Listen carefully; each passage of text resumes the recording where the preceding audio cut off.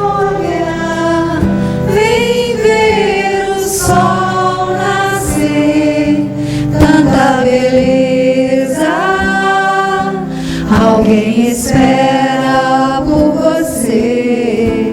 Vem sorrir, mostrar o dom de amar, o teu carinho tão belo em tua alma, e vai levar o amor, vai buscar a paz dentro do coração, e vai levar o amor, vai buscar a paz dentro do coração. Olha, vem ver o sol nascer, tanta beleza. Alguém espera por você. Vem sorrir, mostrar o dom de amar, o teu carinho tão belo em tua alma, e vai levar o amor, vai buscar a paz dentro do coração. Vai levar o amor, vai buscar a paz dentro do coração. Não basta só viver, é preciso sempre amar, é preciso confiar. Não bastam as palavras que se perdem pelo ar. É preciso confiar e amar.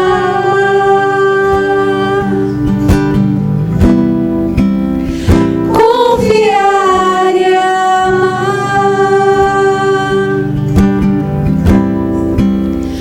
Confiar e amar.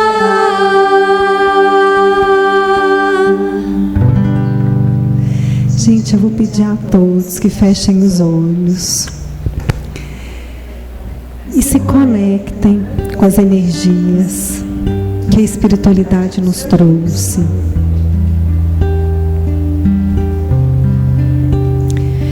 Que se conecte com o seu protetor espiritual, essa família que não está aqui com a gente, mas que está em outro plano, que nos acompanha, que nos abraça, que segue junto, que acredita em nós e que sabe dos nossos destinos e daquilo que temos para viver, fazer, crescer. Que possamos escutar essa música e entender que não importa onde estejamos, o que importa é o sentido que damos para aquilo que vivemos. Que possamos encontrar sentido em cada lugar, em cada encontro, em cada sorriso, em cada abraço, em cada oportunidade de estar vivo nesse planeta, nesse corpo, nesse mundo que nos oferece os recursos e meios para que a gente possa crescer, evoluir, aprender, desenvolver. Que possamos aproveitar dessa oportunidade, acordando todos os dias com fé e esperança em nós mesmos em Deus e na vida. Muito obrigada por estarmos aqui juntos, encontrando sentido juntos para viver essa existência de uma forma melhor e buscando o caminho do belo, do bom e do bem. Que assim seja.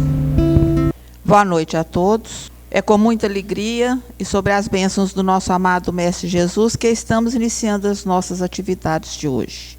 Sejam todos bem-vindos ao Núcleo Espírita Nosso Lar. As nossas palestras são inspiradas no livro Vinha de Luz. E o assunto de hoje é relativo ao capítulo 100, cujo título é Que Fazemos do Mestre? E que está no Evangelho de Mateus, capítulo 27, versículo 22. As nossas palestras estão disponibilizadas no nosso canal do YouTube, Núcleo Espírita Nosso Lar. Inscreva-se e ative o sininho para ser notificado de novas postagens. E para falar sobre o nosso tema de hoje, que faremos do Mestre, é com muita alegria e gratidão que convidamos o nosso grande amigo Mateus, que é palestrante espírita e colaborador do Núcleo Espírita Nosso Lar. Seja bem-vindo. E também um dos rouxinóis, né, gente? Que nos agrada tanto no início da nossa palestra, né? Esse trio de rouxinóis que a casa tem, não é, gente? Oi, gente. Muito bom chegar aqui desse jeito, né? Com a rainha do núcleo ainda falando isso pra gente. Pessoal, boa noite. Boa noite. É uma alegria estar aqui novamente, né? Com todos vocês. A gente gostaria de agradecer à casa por acreditar mais uma vez em nós, né? A direção que faz o convite, a cada um que está aqui presente, que deixa o nosso coração mais alegre, mais feliz, podendo conversar com cada um de vocês, né? A gente já conhece aqui a maioria, tem trocas muito positivas, então é uma alegria muito grande estar de volta aqui. Pessoal, eu gosto sempre de deixar uma mensagem no início das nossas falas, que é o seguinte: nós viemos aqui com muita boa vontade, estudando bastante, baseado nessa doutrina de consolação, mas a gente pede que todos possam avaliar tudo que foi dito, não tomar como verdade tudo. É importante que a gente passe pelo crivo da razão, que a gente analise, porque às vezes a gente tem uma questão que é nossa mesmo. E às vezes quem está falando, às vezes está numa posição de destaque, às vezes a gente absorve aquilo sem nem pensar. Então a gente faz um convite para todo mundo estar pensando, raciocinando. É positivo? Vamos junto, vamos colocar em prática, vamos ter bons frutos. Ah, não entendi e tudo mais, vamos trocar uma ideia. Eu vou estar aqui no final, a gente pode fazer um lanche gostoso lá embaixo, a gente pode trocar uma ideia, tá bom? Mas dito isso, a gente então vai para a leitura, né? Na verdade, que a dona Ângela já fez de hoje, do capítulo 100, Vinhas de Luz, que fazemos do Mestre. Antes que a gente possa se adentrar de fato na leitura, eu quis que a gente pudesse estudar um pouquinho aquela palavra que está ali, mestre, para que a gente possa ter uma melhor definição dela e o que ela representa para nós. Quando nós pegamos mestre no dicionário, o significado que aparece para a gente é aquele que ensina, é aquele que é dotado de um grande conhecimento em uma determinada área, seja científica, seja artística. É aquele que pode lecionar, é aquele que pode ensinar. Quando a gente vai atrás da origem, está lá do latim magistre, que tem busca também um pouco no francês maestre, que vai nos lembrar de maestro, aquele que conduz, aquele que é capaz de reger, aquele que então também ensina. E aí a gente vai pensar no nosso dia a dia. Vamos pensar em mestres que a gente conhece, que a gente tem certos acessos. Por exemplo, a gente conhece mestres da música, mestres de instrumentos musicais, mestres de artes marciais, mestre da culinária, mestre de obras, mestre da culinária, né?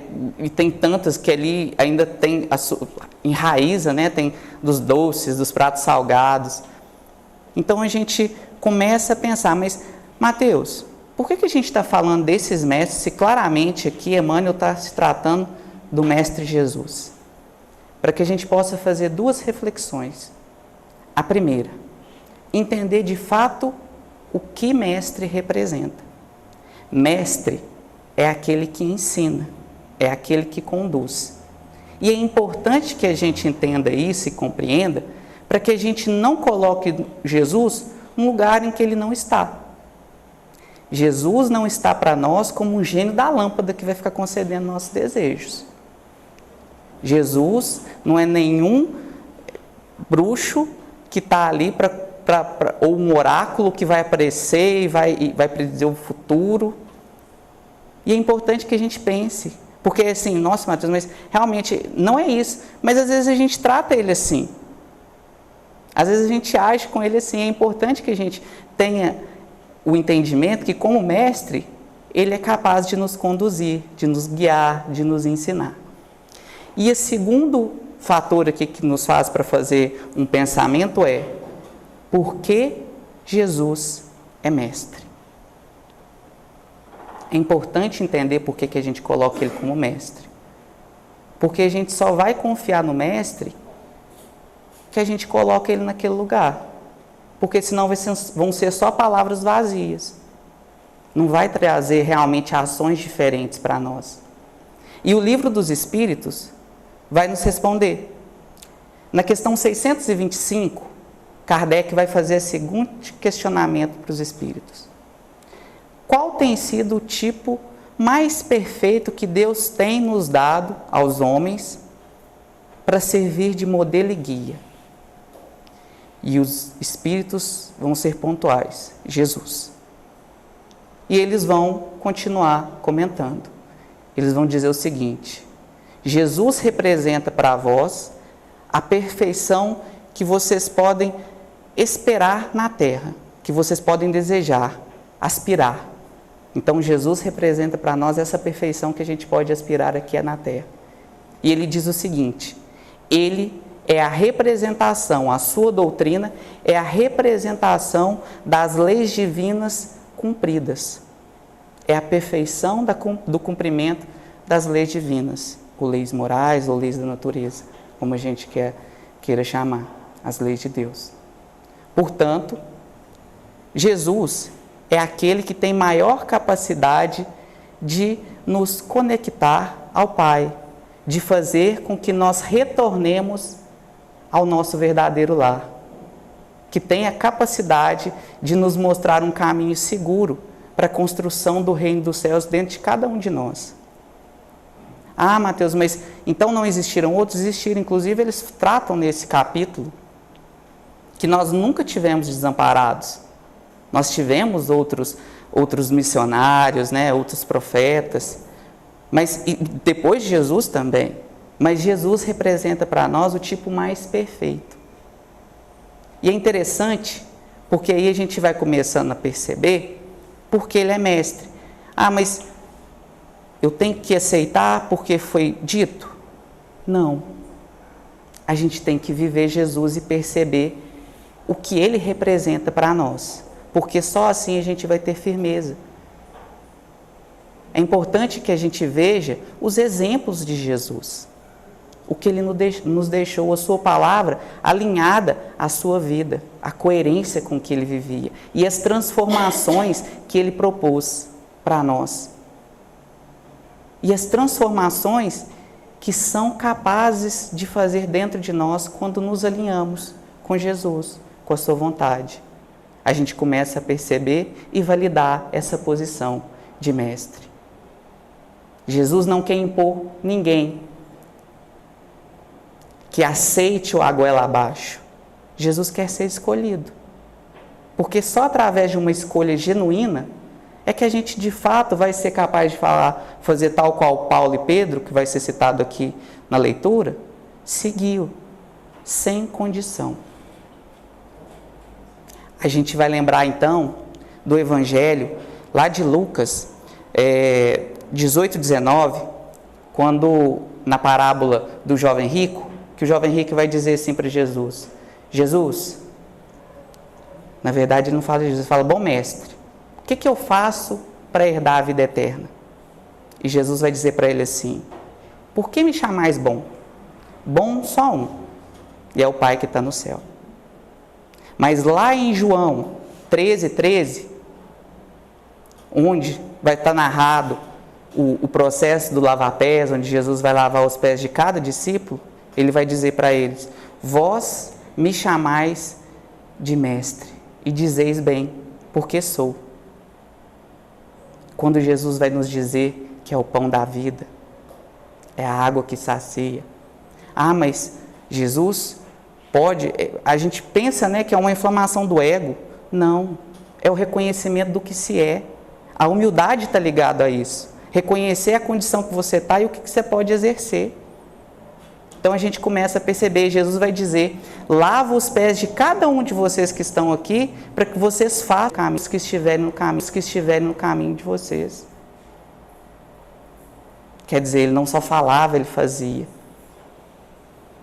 E é muito interessante pensar isso, porque a doutrina nos dá as informações, através dos nossos estudos, que Jesus não vem ser Deus, ele é criatura. Ele foi criado tal como cada um de nós aqui.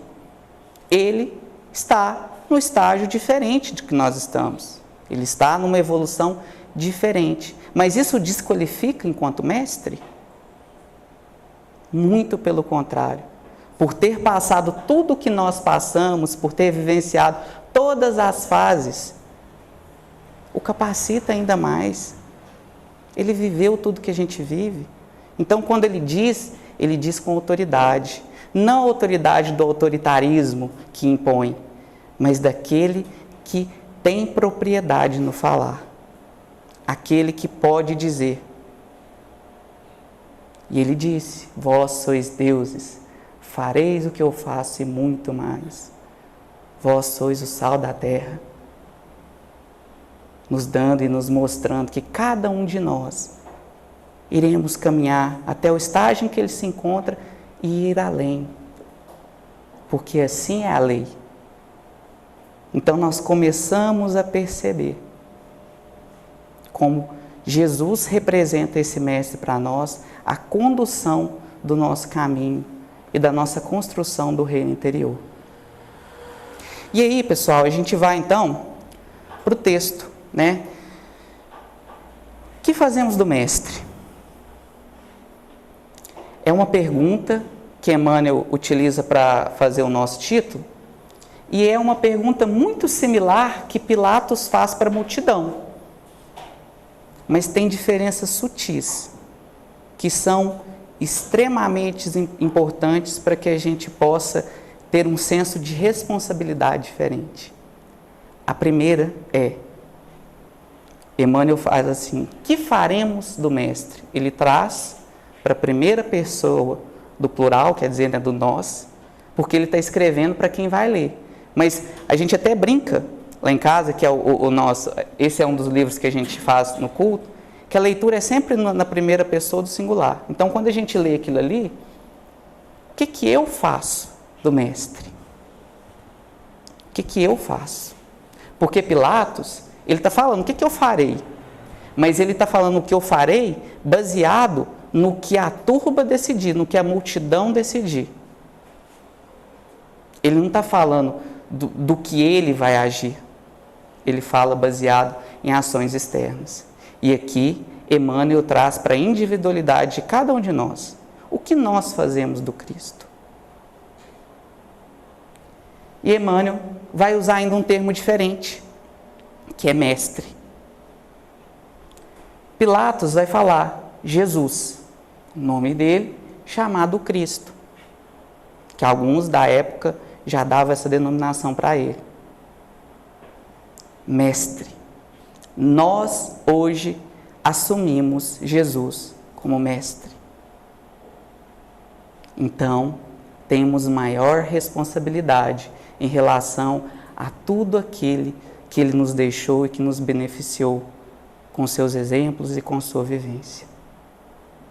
Nós assumimos Jesus como mestre. E é importante. Às vezes não seguimos a lição. E aí se tornam palavras vazias, né, Ivone?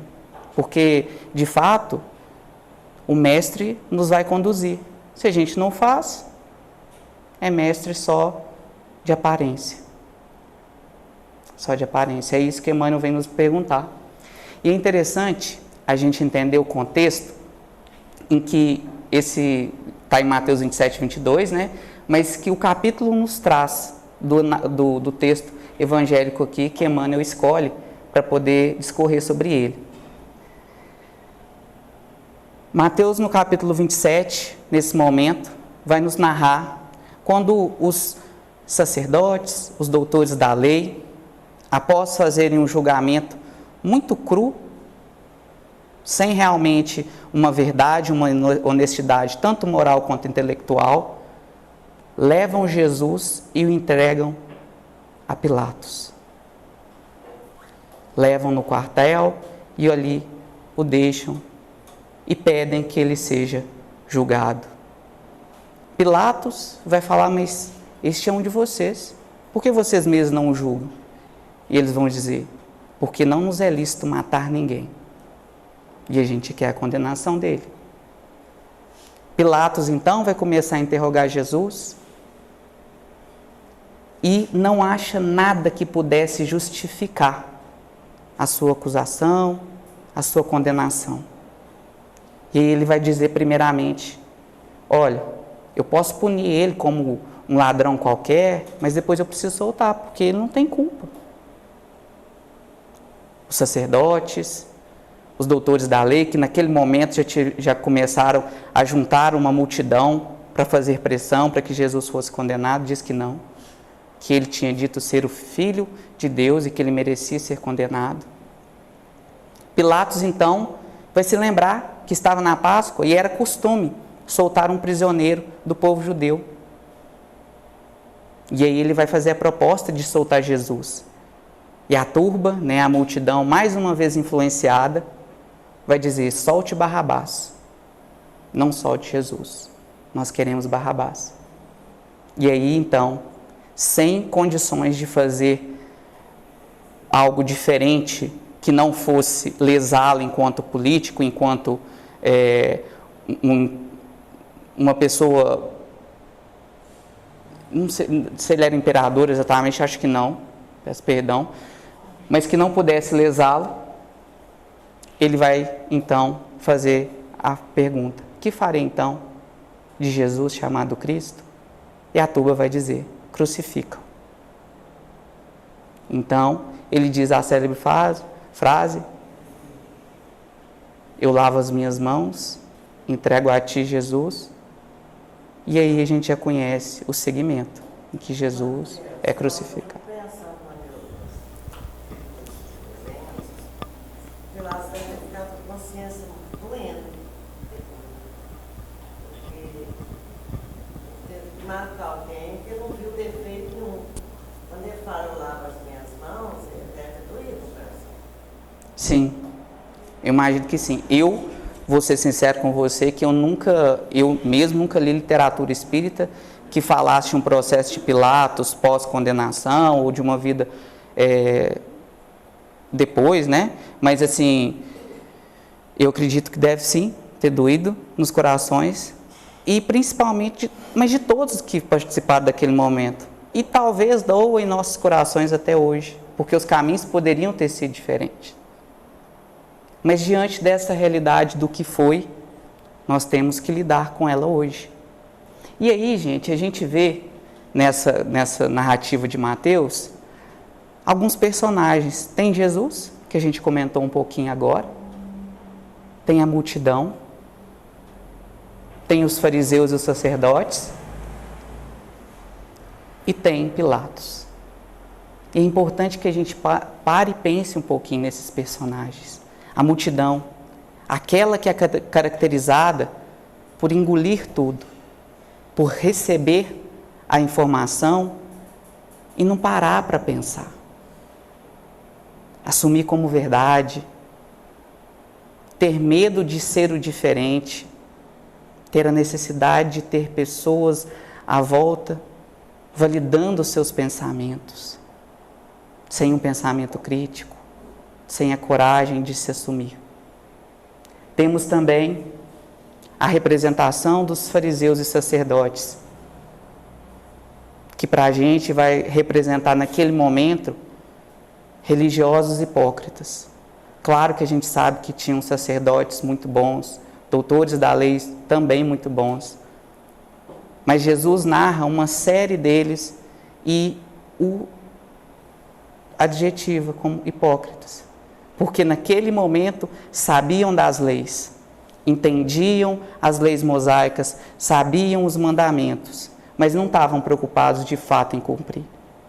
Estavam preocupados no poder que aquela religiosidade podia levar até eles. Estavam preocupados muito mais com os dogmas, muito mais com a exterioridade do que de fato com o seu pensamento, com as suas ações. E nós chegamos então a Pilatos, que mostra para nós também uma figura importante que a gente deve considerar e pensar. Porque Pilatos representa para nós aquele ser que já consegue sair um pouco da turba da multidão, tem uma consciência um pouco mais desperta, tem um pensamento um pouco mais individualizado, consegue ter um raciocínio melhor, mas não consegue ter a coragem de assumir o certo. E aí, mais de 2000 anos depois, a pergunta de Emmanuel se faz necessária. O que fazemos do Mestre? Estamos de fato usando o Mestre como nossa referência? Estamos de fato assumindo Ele como regente das nossas vidas, das nossas ações? Ou nós estamos muito mais assimilados à multidão,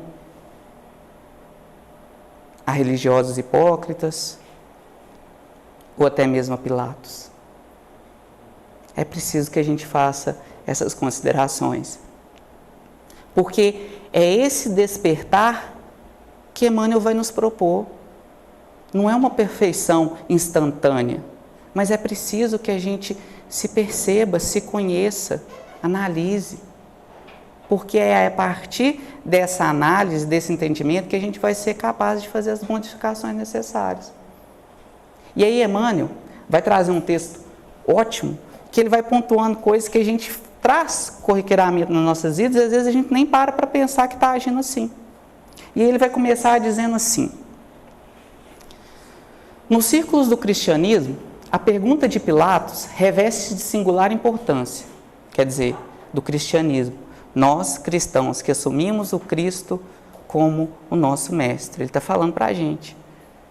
O que fazem os homens do mestre divino nos campos das lições diárias? E aí tem um ponto muito bacana também. Porque, às vezes, nós pensamos que viver o Cristo são momentos. É o momento que eu vou lá no centro espírita ou em algum templo religioso. É o momento em que eu digo fazer a caridade. Nesse momento eu vou viver o Cristo. Quando, na verdade, viver o Cristo é uma proposta diária. É uma proposta de todos os instantes. Na família, no trabalho, comigo mesmo. Nós estamos falando de uma proposta de todos os instantes da nossa vida. E ele vai dizer assim: os ociosos, ou melhor, o eu ocioso, tenta convertê-lo em oráculo, que lhe satisfaça as aspirações de menor esforço. Eu fico pensando, sabe? Além da gente ser preguiçoso, porque muitas vezes a gente é para não cumprir com o que Jesus nos propõe, a gente ainda tenta fazer com que eles sejam quase um vidente ainda para validar as nossas ações. Aí eu fiquei pensando assim, nas frases famosas que a gente fala assim: não, o certo era isso, mas vai dar tanto trabalho. O certo era ir por aquele caminho, mas eu estou tão cansado. E nesse momento, às vezes, a gente deixa de seguir o Mestre. Ele vai dizer: os vaidosos procuram transformá-lo em galeria de exibição, por meio da qual façam mostruário permanente de personalismo inferior. Quantos de nós não adoramos exibir o Cristo? Às vezes carregamos Ele na nossa pele, através de crucifixo, penduramos e tal. Mas, de fato, será que a gente tem vivido Ele? A gente gosta de falar, né, do Mestre, de Jesus. Mas será que, de fato, não tem sido para o próprio enaltecimento? Os insensatos... Oi. Os ociosos. Os ociosos tentam aproveitar em oráculo, porque o oráculo é aquele que te dá respostas, né? E aí a gente quer uma resposta que venha do céu mesmo, para tudo que a gente vai fazer, sem a gente se haver, Simples e fácil. né, com aquilo que a gente tem que buscar dentro da gente. Com certeza. Querendo uma resposta de Jesus e não faz aquilo que a gente precisa fazer para encontrar a resposta. Exatamente. Para as nossas questões. É a proposta que a gente estava falando, né? De não mestre, mas passa ele para um lugar de oráculo, de vidente. Não é mesmo? Vai dizer, os insensatos chamam-no indebitamente à aprovação dos desvarios a que se entregam à distância do trabalho digno. Quer dizer, a gente sabe que não está vivendo muitas vezes dignamente, não está tendo a melhor opção de vida, está fazendo ações equivocadas e a gente ainda tenta validar em Jesus as nossas ações. Fiquei pensando também em outras frases que a gente tantos dias a gente fala assim, a gente fala que Jesus tem que perdoar 70 vezes 7, mas é porque ele não conhece fulano. Não é? A gente fala e a gente pensa sobre isso de fato. E é necessário que a gente entenda que tudo que ele viveu, tudo aquilo que ele nos propôs, nós somos capazes de assumir. Nós somos capazes de viver. Nós temos essas frases que muitas vezes são perigosas. A gente fala, às vezes, eu sou cristão, eu acredito em Jesus, mas eu não tenho sangue de barata, não. Não tem uma coerência. E a gente precisa, de fato, ter. Ah, Mateus, mas eu tento. Ótimo. Porque aqui está nos convidando a tentar. A analisar e tentar modificar. É importante que a gente entenda isso, porque senão a gente sai daqui desanimado, né? Não, mas eu faço tudo isso. E a gente, de fato, às vezes traz isso mesmo no nosso dia a dia. Mas isso aqui é uma proposta de mudança diária. De uma nova visão, de um novo entendimento. Ele vai dizer assim, grandes fileiras seguem-lhe os passos, qual a multidão que o acompanhava no monte, apenas interessada na multiplicação de pães para o estômago. E aí a gente vai lá em João, capítulo 6, onde João vai narrar que Jesus, no processo ali da multiplicação dos pães, né, um capítulo bem extenso, mas resumindo, ele está narrando da característica dos pães, né, da multiplicação dos pães. E aí, Jesus, ao final, vai descansar, volta no outro dia, e a multidão está ali. E a multidão vai dizer assim, mestre, onde é que você estava? Preocupada. Aí Jesus começa a conversar com eles. E começa a mostrar para eles o caminho que, de fato, levava à construção no reino pessoal de cada um deles.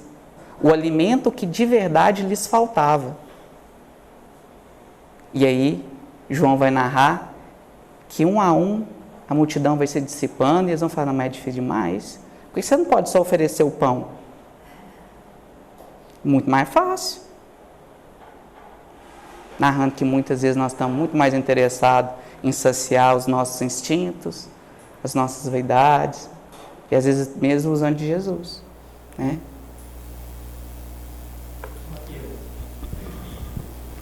Pode falar algo.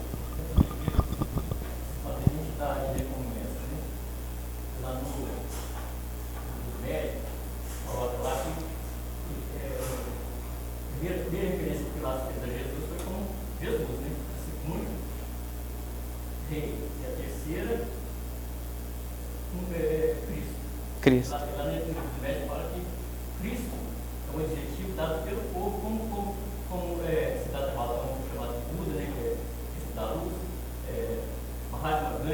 leão, uma raça de leão, objetivado pelo povo. Então, a gente vive muito atrás dessa função, esquece essa função de mestre de Deus. Exatamente. Você fala que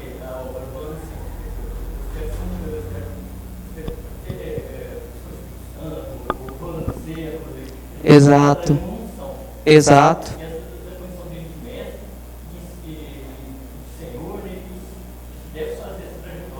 Exatamente. Primeiro, Jesus, que é um homem, né? Para adquirir uma autoridade, de rei, e depois a unção. Isso mesmo.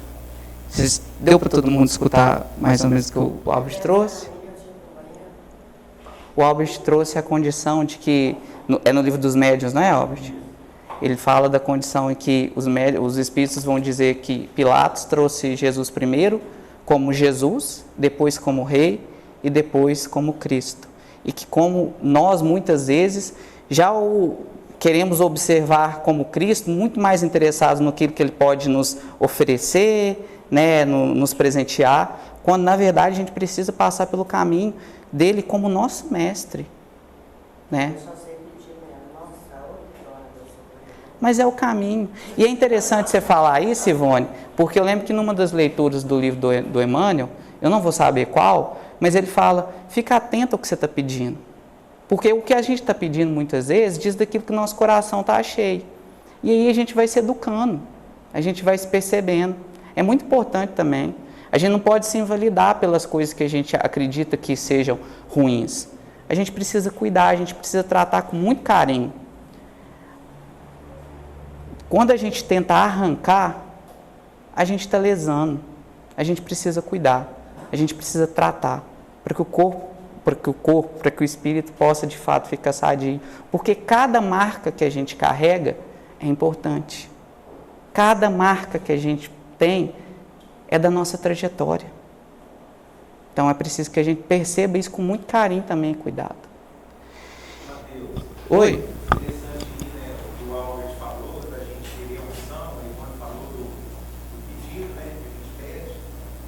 E de acordo com o que diz no slide anterior, no finalzinho lá, a gente quer conquistar as coisas, mas quer que venha de graça. A gente quer adquirir a condição de perdoar, a virtude do perdão.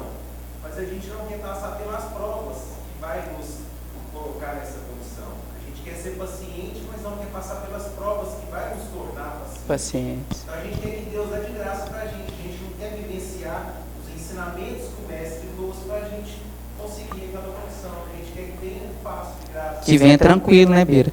Você está falando isso aí, está me lembrando uma leitura do Boa Nova, em que Jesus está conversando, se não me engano, com Tiago. Ele vai dizer assim, olha, nós estamos muito ainda mais ligados a um Deus que presenteia, que nos beneficia, do que aquele que nos educa, do que aquele que nos ajuda nos nossos processos de forma como pai paciente e cuidadoso. Ele não é esse pai que vai nos presentear, porque a vivência é de cada um. Nós precisamos entender isso. E até lembrando também do que você estava dizendo aí, eu lembro que uma vez eu ouvi uma frase que ele falava assim, olha, se você quer ser punido, pede com toda firmeza para Deus te fazer tudo o que você está pedindo. Porque aí, de fato, aí a gente vai ver o que é bom para a tosse. Você falando isso aí, quando eu quebrei a perna, eu estava assim, não me dá paciência, dá paciência, dá paciência, dá paciência, dá paciência. Eu estava assim, muito agitada. Aí eu quebrei o tornozelo levado. Aí eu tive que ficar na cama um tempão com a perna para cima. Aí eu tive que ser obrigada a ter paciência, dar dele, levar comida para mim, de água, tudo. Das meninas me levaram até o regime. Ele te obrigou, ele te deu a oportunidade de ser paciente, né, Ivan? Não, eu peço paciência, mas Por isso mesmo, vamos tomar cuidado com aquilo que a gente está pedindo, não é mesmo? Pessoal, mas dando continuação aqui, ele vai dizer assim, agora eu até perdi um pouquinho, grandes fileiras? Isso. Outros se acercam dele buscando atormentá-lo à maneira dos fariseus arguciosos, rogando os sinais do céu. E aí, esse ponto eu trago muito para nós que estamos aqui no Centro Espírita hoje, temos a oportunidade de estudar, para que a gente, de fato, tome cuidado para não ser hipócrita, para não sermos incoerentes. Nós, graças a Deus, temos a oportunidade de estar aqui estudando, né? Cada um escolheu também, isso é muito bacana. Mas é importante que a gente assuma o Cristo e, de fato, faça Ele valer nas nossas vidas. Porque a gente vai voltar ali nos sacerdotes e nos doutores da lei. No início, eles estavam lá falando assim, ó, que Pilatos, ó, toma e condena. Pilatos vai dizer aqui, mas ele é do seu povo, vocês têm que condenar. Não, porque a gente não pode matar ele. Quer dizer, eles não tinham motivo, não fizeram um processo ali que fosse idôneo, mas mesmo assim queriam aniquilar Jesus. Porque eles não queriam acabar com Jesus pessoa, eles queriam acabar com tudo que ele representava. Mal sabiam eles que estavam exaltando, né? Em João, esse mesmo evangelho, João tem uma parte a mais em que ele fala que eles chegaram pela manhã cedinho, porque aí eles arremessaram Jesus para dentro do pretório, que era o quartel, e aí eles não queriam pisar lá dentro, porque eles se tornam impuros. Quer dizer, eles estavam assassinando uma pessoa sem motivo, mas estavam preocupados em pisar no quartel para não ficar impuro, porque senão eles não podiam jejuar na Páscoa. E a gente precisa pensar isso, a representação disso para os nossos dias. Ah, eu vou lá no Centro Espírita porque eu quero tomar passe e eu quero ficar bacana. E a gente precisa pensar nas atitudes da gente. Porque o que vale de cada um de nós são as nossas atitudes. Ou né, pular o carnaval, né, não é nem elas não pular o carnaval, vir aqui, estou pisando num lugar sagrado, mas estou julgando os outros, o animal e os outros, mas então assim, né, não é coerente. Não é coerente. Né? O carnaval é que também vai ser algo que vai deixar impuro. Isso. Eu pisar aqui vai me deixar puro? Ou é o meu trabalho íntimo que eu construo dentro de mim que vai fazer com que eu avance, com que eu melhore? Sim. Assim, é questão do exterior, né? Eu vou só deixar só um minutinho. Como é que é? Está na gente, não é muito médio, não. Obrigado pela correção. Matheus, é rapidinho. Pode falar. Quando você fala, a gente fala mais do que você. Não, eu acho importante essa construção em conjunto aqui. Porque às vezes, muitas vezes, aqui, assim, não indo contra, viu, Bira? Não estou emocionado. Mas muitas vezes aqui eu estou dançando, um cara divertindo, não estou pensando em nada. E às vezes aqui rezando, mas está rezando e pensando mal do som, entendeu? É disso que. Não, então, não é o pular, não é o rezar, é ter que saber como que é. Eu posso falar dentro do carnaval pulando, Exato. está sendo contaminado, porque minha mente não está ligada naquelas coisas. É a coerência, né, do falar e do agir. Mas é realmente essa condição de falar e agir, coerência.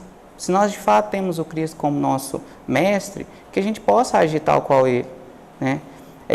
A gente sabe das dificuldades que muitos ambientes nos impõem, mas não necessariamente, exatamente, eles vão nos impurificar, é a nossa atitude também. Até porque a gente pode estar vindo aqui na casa espírita e estar com um pensamento muito deslocado, né, Beira, também. Então, diz muito disso. Ele vai continuar falando, numerosas pessoas visitam, imitando o gesto de Jairo, suplicando a bênção, crendo e descrendo ao mesmo tempo. Que ele vai lembrar, né, de Jairo, quando ele vai suplicar ao mestre que ele curasse a sua filha, mas ainda numa desconfiança muito grande. Ele sabia que Jesus podia atender, sabia que Jesus podia curar, mas ainda sem confiança. E aqui Emmanuel vem nos chamar para que a gente possa exercitar essa confiança em cada um de nós. Diversos aprendizes ouvem os ensinamentos ao modo de Judas, examinando o melhor caminho de estabelecerem a própria dominação. A A gente tem hoje acesso, né, às literaturas espíritas, e Judas não tinha intenção de trair Jesus, de aniquilar Jesus, de matar Jesus. Judas só achava que Jesus estava muito devagar. E ele achava que ao entregando Jesus, ia começar uma reviravolta, Jesus ia descer os anjos do céu e resolver o problema. Quanto de Judas não tem em cada um de nós? Quantas vezes nós não estamos olhando para Jesus e falando, não, mas você está devagar demais da conta. Acelera, meu filho. Me ajuda. Não sabemos esperar. E aí nos equivocamos. Cometemos falhas, erros. É preciso que a gente tenha paciência, é preciso que a gente saiba esperar. A gente acha que sabe mais do que o próprio Jesus, né? Vários corações observam com simpatia, mas na primeira oportunidade indagam como a esposa de Zebedeu sobre a distribuição dos lugares celestes. E aí a gente vai lá para o capítulo 4 do Boa Nova, intitulado Família Zebedeu, onde Jesus faz o convite para João e Tiago maior para seguir ele. E ele está na casa da família Zebedeu. E Salomé, que é dita lá como uma pessoa muito bacana, muito simpática, de coração bom, acha lindo o que Jesus está dizendo, mas começa a ficar ansiosa. E aí quando ela tem uma oportunidade, ela chega perto de Jesus e fala assim, Jesus, muito bacana, mas quando esse reino estiver construído, você lembra de pôr Tiago e João ao seu lado, cada um do seu lado. Aí Jesus, com muito carinho, muito cuidado, vai falar assim, primeiro, Salomé, é preciso saber se eles estão dispostos a beber do meu cálice. Nós estamos desejosos do reino dos céus, né? De construir, de vivenciá-lo, mas nós estamos dispostos a de fato colocar o tijolinho por tijolinho, suar, trabalhar, ter as dificuldades, ter as alegrias. É o que Salomé representa para nós, né? Muitas vezes nós estamos muito interessados no que pode chegar rápido.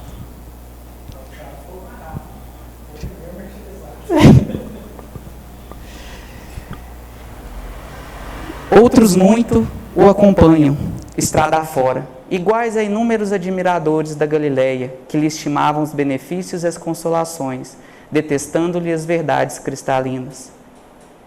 Alguns imitam os beneficiários da Judéia, a levantarem mãos postas no instante das vantagens e a fugirem espavoridos na hora do sacrifício e do testemunho. A gente conversou muito disso aqui, né? Nós estamos muito mais interessados, às vezes, nos benefícios, nas vantagens, do que realmente sermos educados, passarmos pelo processo de lapidação, entendermos e vivenciarmos a lei divina, que é aquela que de fato vai nos trazer plenitude, paz, felicidade real. E aqui, até da sua fala, Ivone, eu lembro do episódio dos Simpsons, em que a Lisa vai perguntar para a Marge o que era Deus. E aí a Marge vai responder, Deus é um velhinho que fica no céu, que fica escutando os nossos pedidos, realiza, e a gente paga ele com as nossas preces. E não é muitas vezes o que a gente faz dele. Poucos imitam Simão Pedro, que, após a iluminação no Pentecostes, segue-o sem condições até a morte. Raros copiam Paulo de Tarso, que se ergue na estrada do erro, colocando-se a caminho da redenção, passando por impedimentos e pedradas, até o fim da luta. Gente, é preciso que a gente olhe para Pedro, para Paulo, para Maria de Madalena, para Joana de Cusa, para Joana de Ângeles, para Francisco de Assis, para grandes personalidades, e que a gente possa perceber que eles foram fiéis à palavra de Jesus. Mas eles não foram fiéis porque eram privilegiados, eles não foram fiéis porque tinham as melhores condições, eles não foram fiéis de uma hora para outra. o que nos mostra que é capacidade de cada um de nós escolher o Cristo dia a dia. Fala aqui, né, de Paulo na estrada do erro, né, na estrada das portas de Damasco, quando marca a conversão, fala do Pentecoste com Pedro, mas são momentos de rupturas. Muitas vezes nós temos momentos parecidos em nossas vidas, em que nós somos convidados a seguir o Mestre. E a gente fica todo animado, mas no outro dia a gente já está mais desanimado, assim. Então, nos mostrando que eles não eram especiais. Eles se tornaram especiais no agir. Eles não tinham superpoderes. E depois que escolheram Jesus, também não tiveram, não. Foram como nós. Mas só que a cada lição que eles viviam, a cada ação, a pergunta é: o que Jesus faria? Como Jesus agiria? E ainda assim tiveram suas dúvidas, ainda assim tiveram suas dificuldades, tiveram seus sofrimentos. E não que a gente esteja fazendo aqui uma vitória do sofrimento, né? Como se a gente tivesse que sofrer eternamente, não, mas entender que faz parte do processo, e o sofrimento com Jesus é um sofrimento diferente. Porque daquilo que eu acredito, quando eu tenho uma causa, quando eu tenho um porquê, eu sou capaz de suportar o como. Que foram o que eles passaram. Pedro foi crucificado de cabeça para baixo, porque não se sentia digno de morrer tal como Jesus. Paulo decapitado. Tiago, né? Todos, exceto João, martirizados. E para nós hoje fica o convite de sermos servos. Não ficar lavando as mãos toda hora. Exatamente. Que nós possamos não agir tal como Pilatos, e que a gente também não fique lembrando dele e crucificando não, porque provavelmente ele já viveu a sua vida, já passou, e a gente às vezes fica usando exemplos para poder não viver a nossa vida, né? Para que a gente possa ser de fato servos. Vai terminar falando assim: não basta fazer do Cristo Jesus o benfeitor que cura e protege. É indispensável transformá-lo em padrão permanente da vida, por exemplo, e modelo de cada dia. Então, meus amigos, a maior proposta que a gente tem para deixar aqui nessa noite é o convite a conhecer Jesus. É o convite a se relacionar com Jesus. Que a gente tenha a coragem de conhecê-lo dia a dia, através das lições, através dos exemplos, através dos estudos, para que de fato a gente possa olhar para ele e não mais aceitá-lo, mas escolhê-lo, admirá-lo, se apaixonar por ele. Porque é a partir daí que a gente vai ter condições de fazer uma reforma genuína. Porque a gente só é fiel àquilo que de fato a gente acredita. Então, o maior convite que nos é ofertado é que a gente possa se relacionar com Jesus. E aqui, quem vos fala, precisa muito disso também. Às vezes a gente pensa que está aqui, está falando, não, estou no mesmo barco. A gente precisa conhecer melhor o Mestre, a sua coerência, o seu trabalho, a transformação que Ele é capaz de fazer em nossas vidas. O Cristo Consolador. Gente, então, essa é a mensagem que a gente gostaria de trazer nessa noite. A gente agradece, pede desculpa que passamos uns minutinhos, mas a gente agradece de coração por vocês terem a paciência de nos ouvir, pelas contribuições. A gente agradece de verdade e a gente deseja uma ótima noite a todos.